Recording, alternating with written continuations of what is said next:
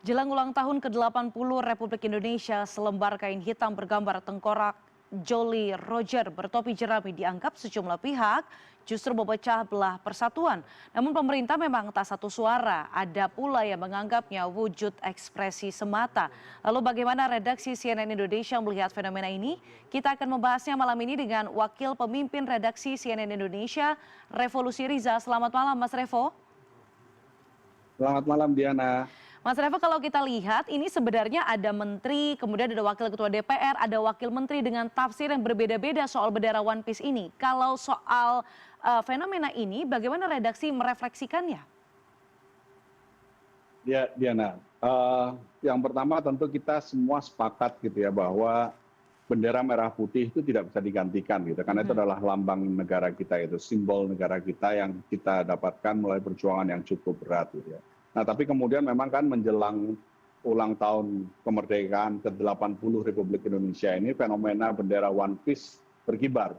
Dan kemudian fenomena tersebut mendapat reaksi yang cukup beragam gitu ya. Ada beberapa pihak pemerintah gitu yang merasa ini dianggap sebagai sebuah tindakan yang memecah belah bangsa, kemudian dianggap sebagai sebuah perlawanan gitu ya, atau provokasi gitu, yang kemudian reaksinya ada beberapa menurunkan, bahkan di beberapa kota itu menghapus mural-mural bendera One Piece. Nah ini kan sebenarnya yang kita sayangkan gitu ya, karena kita tahu bahwa ini kan kejadian yang berulang. Apakah kemudian selembar kain ini gitu ya, itu sanggup untuk menjadi hal yang dianggap sebagai sebuah makar gitu ya, subversif gitu. Apakah ini sebuah karya seni, ekspresi, atau provokasi gitu ya, seperti yang kita bicarakan sekarang gitu. Nah ini kan kejadian-kejadian yang berulang. Dulu ketika zaman pemerintahan Soeharto di era Orde Baru gitu ya, Soeharto pernah melarang sejumlah buku diterbitkan gitu. Beberapa karya seni yang ditulis oleh Pramudia Anantatur misalnya, itu dianggap sebagai buku-buku terlarang. Buku-buku dari Tan Malaka, juga tulisan-tulisan dari Tan Malaka dianggap terlarang. Kalau misalkan ada yang mengedarkan atau membaca buku-buku karangan Pramudia Anantatur itu dianggap sebagai subversif gitu, kegiatan yang subversif. Nah kemudian juga pernah ketika kejadian Bintang Kejora misalnya di Papua gitu ya, ketika ada pengibaran Bintang Kejora di Papua dianggap sebagai subversif, tapi kemudian ketika di masa Presiden Gus Dur misalnya, itu kemudian diperkenankan karena sepanjang itu tidak melebihi bendera merah putih.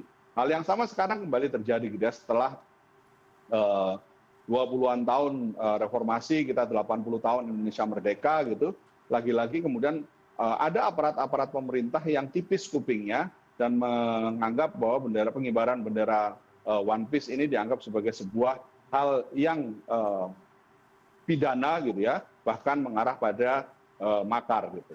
Nah sebenarnya kalau kita melihat, seharusnya pengibaran bendera One Piece ini harusnya ditangkap sebagai sebuah apa gitu yang melatar belakangi fenomena ini. Kenapa kemudian masyarakat itu mengibarkan bendera One Piece gitu ya. Tadi di beberapa paket yang sudah kita tayangkan sudah ada beberapa analisa, dan seharusnya itulah yang kemudian yang dilakukan oleh pemerintah. Kalau memang ini menjadi sebuah ekspresi dari sebuah ketidakpuasan akan kinerja pemerintah, maka itu juga harus disikapi dengan sebagai bentuk kritik yang seharusnya itu bisa menjadi sebuah kritik yang membangun gitu ya. Pernah sekali waktu Mabes Polri misalkan, pernah sekali waktu pada waktu itu bahkan menggelar kompetisi mural gitu ya. Kompetisi mural yang semua orang boleh melukis gitu di tembok yang disediakan oleh Polri untuk mengkritik apa sebenarnya kinerja Polri pada waktu itu. Nah itu kan justru juga membuat apresiasi kepada Polri pada waktu itu, karena sebelum-sebelumnya banyak kegiatan-kegiatan mural yang dianggap mengkritik itu justru dipidanakan, dianggap sebagai sebuah pencemaran nama baik dan lain sebagainya. Tapi kemudian ketika Polri justru menggelar kompetisi mural dan kemudian boleh menumpahkan semua kritiknya, itu masyarakat yang melukis mural itu boleh menumpahkan kritiknya, itu pada waktu itu malah mendapat apresiasi. Hal yang sama seharusnya sekarang terjadi gitu ya. Kalau memang misalkan ada ekspresi ketidakpuasan ini yang dilampiaskan oleh masyarakat melalui bendera One Piece, seharusnya ini ditangkap oleh pemerintah apa sebenarnya yang masukan-masukan yang masih membuat masyarakat kita tidak puas. Karena memang faktanya misalkan ya, korupsi masih terjadi. Beberapa hari yang lalu ada salah satu kepala daerah yang ditangkap oleh KPK misalnya. Kemudian kita juga ada beberapa hal-hal yang membuat masyarakat geram, mulai misalkan oplosan di bahan bakar minyak, Pertamax pada waktu itu, kemudian misalkan takaran minyak yang dikurangi, minyak goreng yang dikurangi, bahkan terakhir misalnya isu beras oplosan. Artinya memang masih ada beragam hal yang membuat masyarakat kita ini menumpahkan ekspresinya gitu ya, menumpahkan ekspresinya, dan seharusnya ini ditangkap oleh pemerintah dengan baik dan tidak tipis kupingnya lah gitu ya, tidak tipis kupingnya dan kemudian malah menuduh ini menuduh memecah belah bangsa, provokasi, bahkan berujung pada pidana. Diana. Mas Revo, saya mau minta pendapat Anda, apakah sebenarnya justru yang memperbesar masalah ini hanyalah atau karena respon pemerintah? Karena kalau saya lihat di media sosial begitu ya, yang awal-awalnya mengibarkan bendera One Piece ini adalah para supir truk begitu ya, yang menolak untuk mengibarkan bendera merah putih karena biasanya jelang Agustusan begitu bendera-bendera itu dipasang di truk-truk begitu. Nah ini menjadi lebih besar lagi, menjadi gerakan yang lebih besar lagi karena respon pemerintah yang terlalu resisten karena hal kecil seperti ini. Menurut Anda setuju tidak Anda dengan hal itu? Ya, memang seperti itu kan, memang kenyataan yang terjadi. Karena pada waktu itu beberapa aparat pemerintah, pemerintah pada waktu itu ya, aparat negara pada waktu itu tipis kupingnya dan menanggapinya secara berlebihan, maka kemudian resistensinya makin mengedepan gitu ya. Pengibarannya makin meluas gitu ya, isu ini makin membesar gitu ya. Nah ini yang apalagi di beberapa kota pada waktu itu ya, di beberapa tempat ada penurunan paksa bendera, penghapusan mural, dan lain sebagainya. Kekhawatirannya terlalu berlebihan. Ini kan sebenarnya seperti misalnya begini Diana, kalau misalkan terjadi aksi demonstrasi dan kemudian demonstrannya itu justru diterima dengan baik dan dipersilahkan untuk melampiaskan atau mengutarakan apa yang ingin aspirasinya, unek-uneknya, biasanya kemudian aksi demonstrasi itu malah cenderung akan lebih adem gitu ya.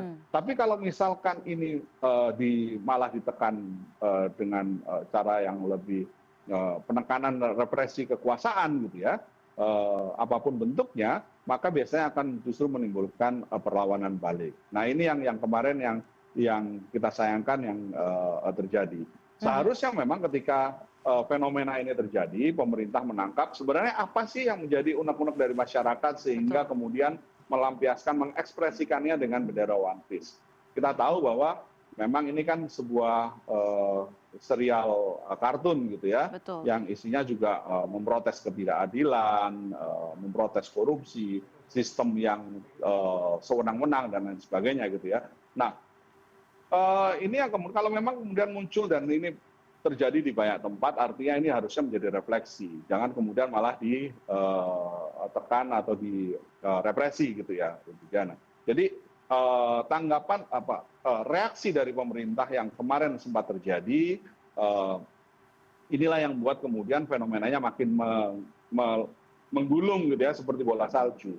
Nah tapi memang kan terakhir kali kita tahu istana kemudian sudah memberikan reaksinya dengan cukup baik gitu ya, bahwa ini bagian dari ekspresi, yang penting tidak dikibarkan di atas bendera merah melebihi bendera merah putih, dan merah putih masih tetap menjadi simbol negara kita dan sesuatu yang sakral yang harus kita pahami sebagai sebuah lambang negara, dan itu tidak tergantikan.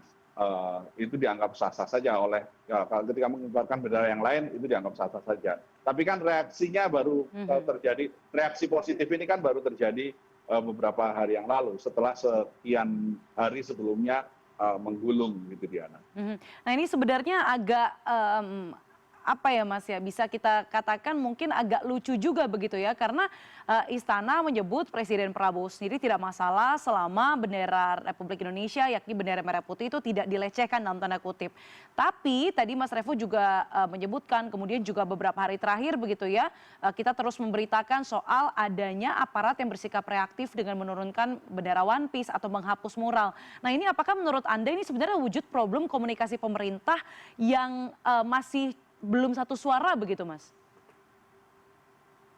Ya, ya bisa jadi karena memang negara kita ini terlalu besar gitu ya Diana ya, dan rantai komunikasinya terlalu panjang gitu ya. Tapi seharusnya ketika Presiden sudah menyampaikan menanggapi bendera One Piece, beberapa kementerian yang mewakili Presiden sudah menanggapi dengan cara yang lebih baik gitu ya, maka seharusnya ini diikuti oleh jajaran-jajaran di bawahnya sampai ke level yang paling bawah di tingkat provinsi, kabupaten kota, kecamatan, kelurahan, bahkan mungkin sampai RT RW gitu ya Diana ya.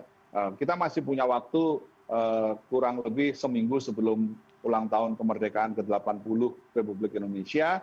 Nah, situasinya memang sekarang sudah dengan adanya komentar yang lebih adem dari Istana, maka ini seharusnya juga bisa kita harapkan gitu ya, membuat situasi juga lebih kondusif di depannya. Tapi yang pasti Diana, yang lebih penting lagi sebenarnya adalah bagaimana kemudian pihak Istana, pemerintah ini menangkap ekspresi masyarakat ini.